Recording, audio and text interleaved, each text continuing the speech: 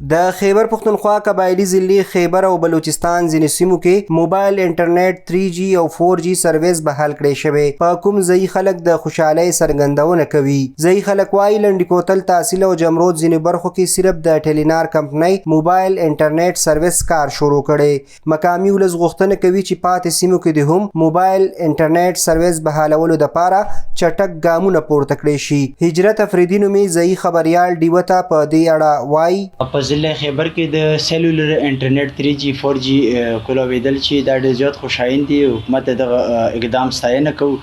دغه سره به نه صرف طالب علمانو ته په خپله مطالعه کې راپېښې ستونزې چې کومې دا حل شي، بلکې ورسره کاروباري حضراتو ته به هم په دغه هکله کې ډېرې زیاتې چې کومې مشکلات هغه به ورسره حل شي.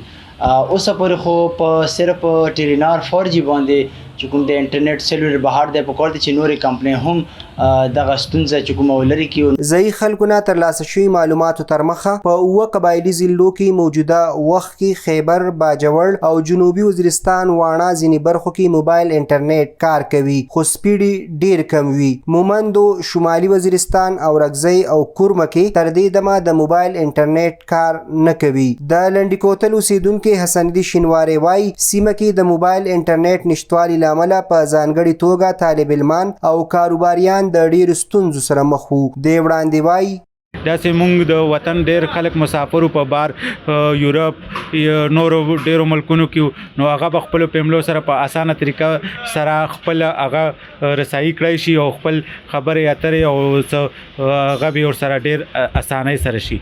د پاکستان ټیلی کمیونیکیشن اتارټي د لوري خپور شوي اعلامیه کې ویلي شوي یادو سیمو کې به د انټرنیټ بحالۍ سره به خلکو ته د تعلیم، صحت، یو بل سره اړیکو او کاروبار کې ډېرې اسانتیاوې په لاس ورشي، او دا چې راتلونکي وخت کې کومو نورو سیمو کې د امن وضع غوره کیږي هلته به هم موبایل انټرنیټ سرویس بحالولی شي. عثمان خان، وایس اپ امریکا، ډیوا، پیښور.